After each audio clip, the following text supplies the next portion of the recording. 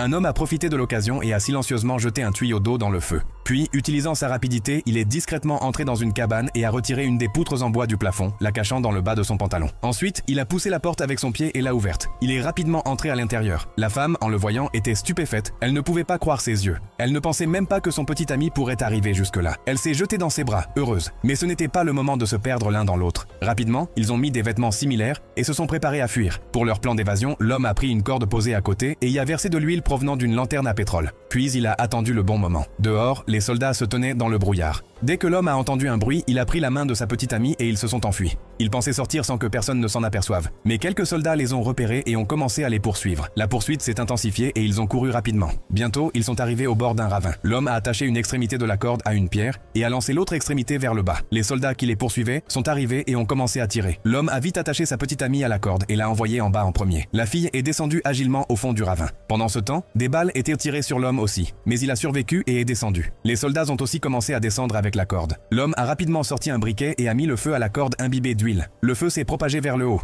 Heureusement, les soldats sont montés vite, sinon ils se seraient brûlés. De leur côté, le couple a pris une barque à proximité, l'a mise à l'eau et a commencé à s'éloigner. Ensuite, les soldats sont descendus avec d'autres cordes. Quand le couple était déjà loin, l'homme a sorti un fil d'acier et a attaché une extrémité solidement sur la rive du fleuve, puis l'autre extrémité de l'autre côté. Puis il a pris sa petite amie et s'est enfui. Les soldats, pressés, n'ont même pas vu le fil et sont tombés en s'en mêlant dedans. Ainsi, les deux ont réussi à s'échapper, mais bientôt, ils ont découvert qu'un nouveau problème était apparu sur leurs terres agricoles. Des millions de fourmis étaient arrivées dans le champ. Les villageois ne pouvaient pas les chasser. Quand le couple est arrivé, ils ont vu des gens fuir pour sauver leur vie. Une fille était coincée sous une barque. Tout le monde a essayé de la sauver, mais la barque était très lourde. Puis l'homme a vu une corde attachée à une poutre en bois au plafond. Lui et ses compagnons ont attaché la corde à la barque et l'ont tirée vers le haut, sauvant ainsi la fille. Soudain, ils ont entendu la voix d'un camarade dans la forêt. Quand ils sont arrivés, ils ont seulement trouvé ses lunettes. Le camarade avait été dévoré par les fourmis. Après cet incident, les villageois ont décidé qu'il était impossible de rester dans ces conditions et ont commencé à quitter le village. L'homme et ses compagnons ont compris qu'il fallait agir pour sauver les champs. Ils ont sorti un lance-flamme et ont pensé éliminer les fourmis par le feu.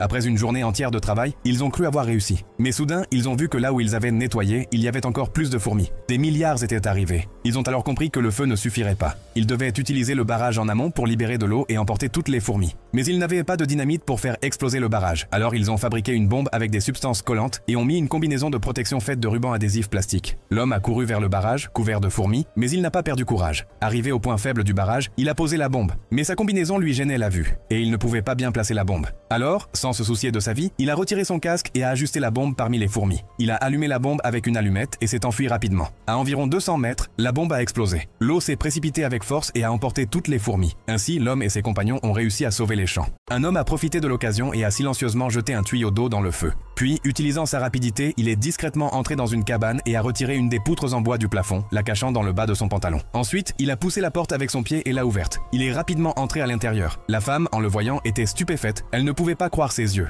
Elle ne pensait même pas que son petit ami pourrait arriver jusque-là. Elle s'est jetée dans ses bras, heureuse. Mais ce n'était pas le moment de se perdre l'un dans l'autre. Rapidement, ils ont mis des vêtements similaires et se sont préparés à fuir. Pour leur plan d'évasion, l'homme a pris une corde posée à côté et y a versé de l'huile provenant d'une lanterne à pétrole. Puis il a attendu le bon moment. Dehors, les soldats se tenaient dans le brouillard. Dès que l'homme a entendu un bruit, il a pris la main de sa petite amie et ils se sont enfuis. Ils pensaient sortir sans que personne ne s'en aperçoive. Mais quelques soldats les ont repérés et ont commencé à les poursuivre. La poursuite s'est intensifiée et ils ont couru rapidement. Bientôt, ils sont arrivés au bord d'un ravin. L'homme a attaché une extrémité de la corde à une pierre et a lancé l'autre extrémité vers le bas. Les soldats qui les poursuivaient sont arrivés et ont commencé à tirer. L'homme a vite attaché sa petite amie à la corde et l'a envoyée en bas en premier. La fille est descendue agilement au fond du ravin. Pendant ce temps, des balles étaient tirées sur l'homme aussi, mais il a survécu et est descendu. Les soldats ont aussi commencé à descendre avec la corde. L'homme a rapidement sorti un briquet et a mis le feu à la corde imbibée d'huile. Le feu s'est propagé vers le haut. Heureusement, les soldats sont montés vite, sinon ils se seraient brûlés. De leur côté, le couple a pris une barque à proximité, l'a mise à l'eau et a commencé à s'éloigner. Ensuite, les soldats sont descendus avec d'autres cordes. Quand le couple était déjà loin, l'homme a sorti un fil d'acier et a attaché une extrémité solidement sur la rive du fleuve, puis l'autre extrémité de l'autre côté. Puis il a pris sa petite amie et s'est enfui. Les soldats, pressés, n'ont même pas vu le fil et sont tombés en s'en mêlant dedans.